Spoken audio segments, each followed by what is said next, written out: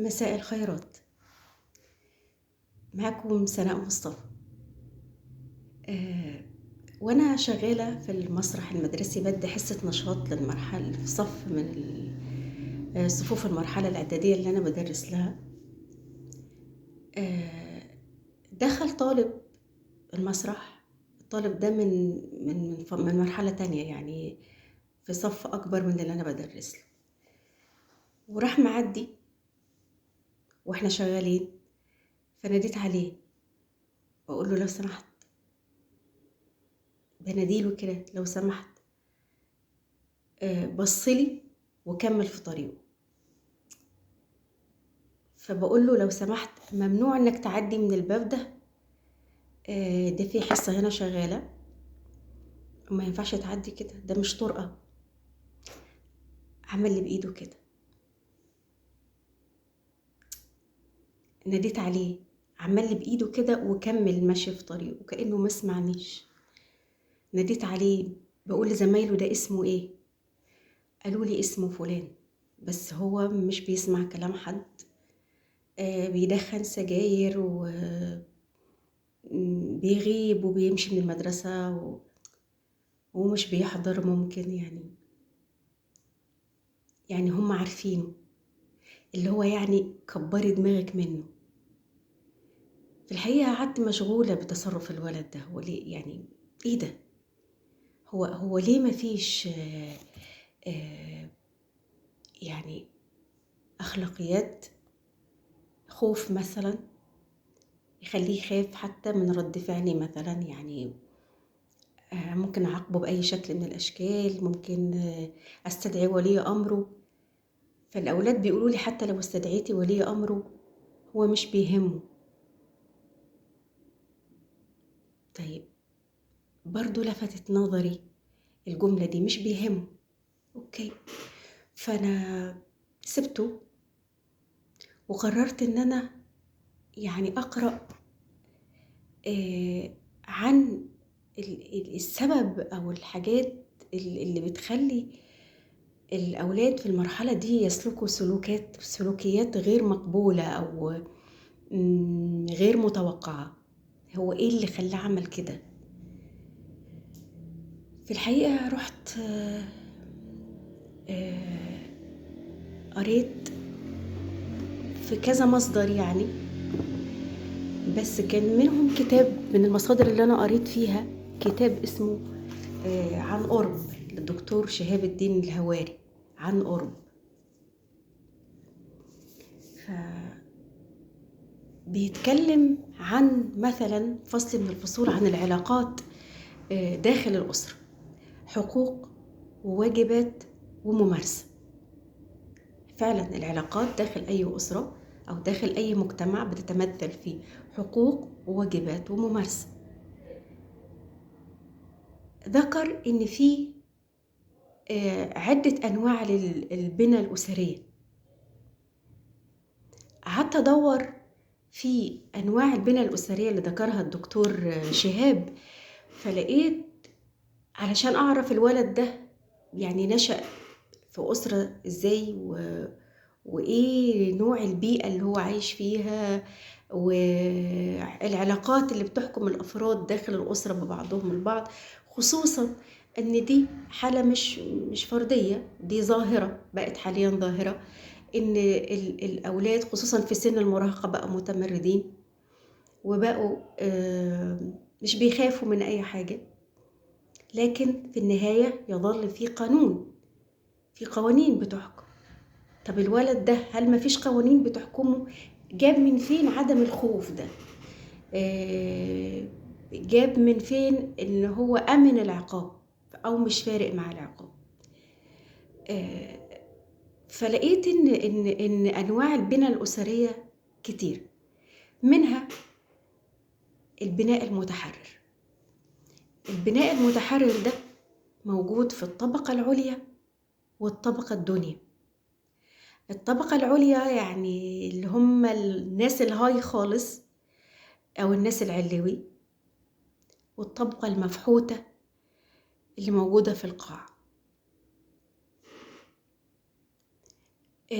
أعتقد إن الطبقة العُليا اللي هي معاها فلوس ومش بيهمها حاجة، ويعني بتعمل كل اللي هي عايزاه.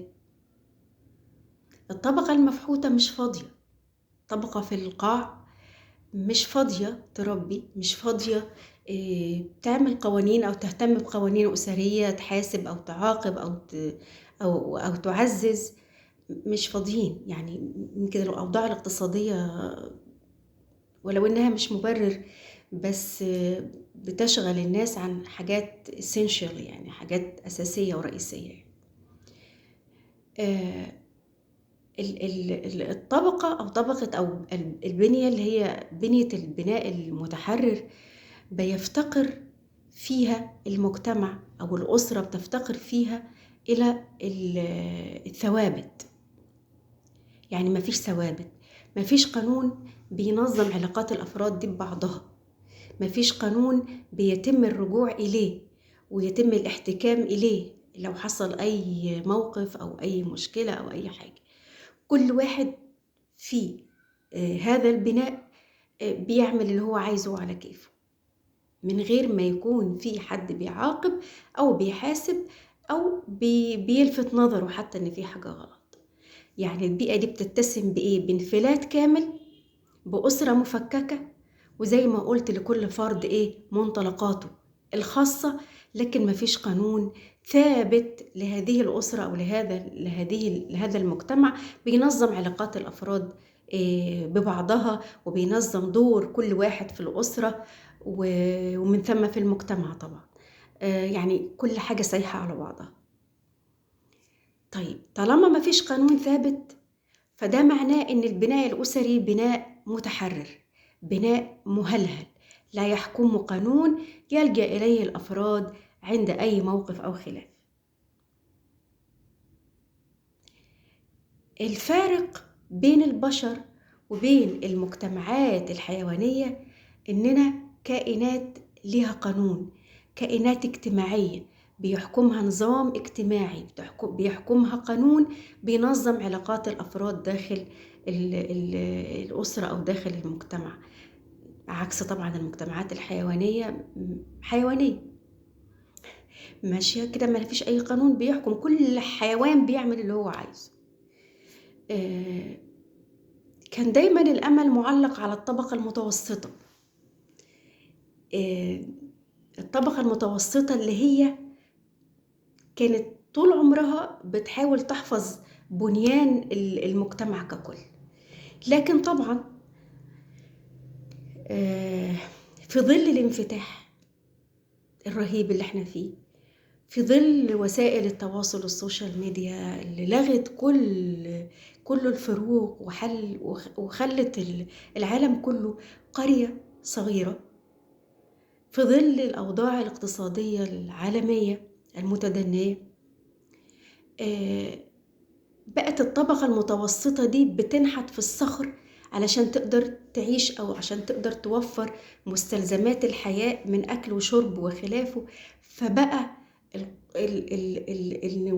وجود قانون ثابت بيلجأ إليه الجميع وبينظم علاقات الأفراد ببعضها وبيحدد دور كل فرد في الأسرة أو في المجتمع قل.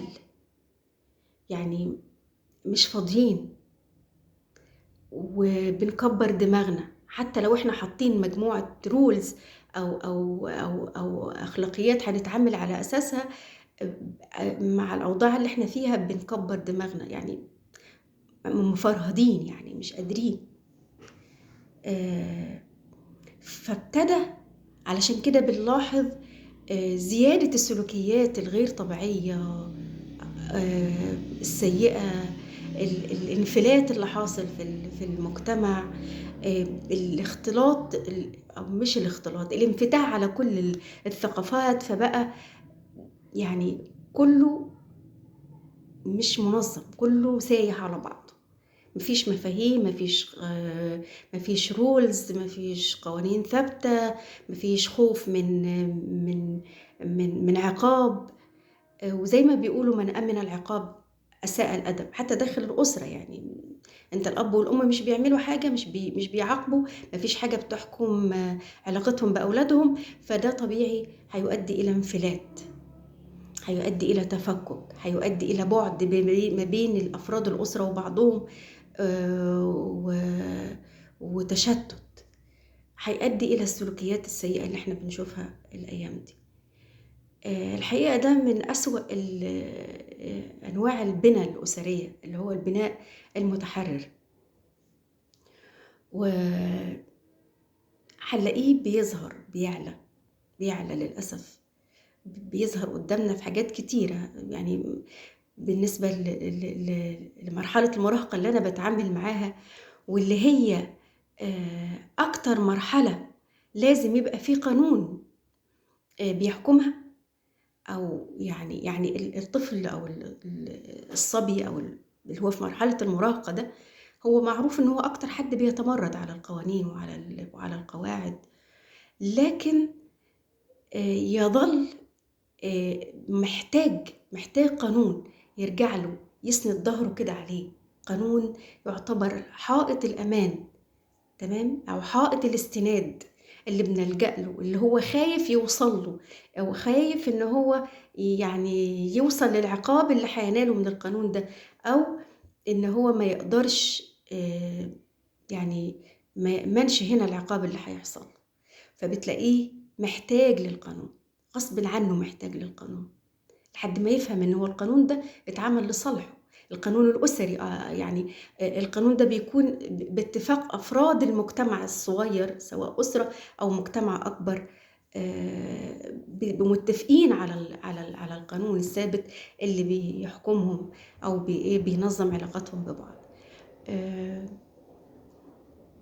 في الحقيقة يعني مش عايزة أطوّل أكتر من كده، خلّيني النهارده أكتفي بالنوع ده من البِنَى الأسرية، وهو البناء المتحرر، وإن شاء الله في فيديو قادم هاتكلم على نوع تاني من أنواع البِنَى الأسرية، علشان نشوف في الآخر إحنا محتاجين إيه علشان نوصل ل علاقات أسرية قوية وثابتة، وبيئة صحية لأولادنا تحميهم من الشَطَط، وتحميهم من هذا الانفتاح الرهيب على وسائل التواصل، وعلى العالم اللي صار كُلّه زي ما قُلت قرية صغيرة، كل العلاقات فيها مفتوحة، وكل الحوارات فيها متاحة مع مختلف الأجناس، ومختلف الطوائف، ومختلف الأفكار والمعتقدات. أتمنى إن أنا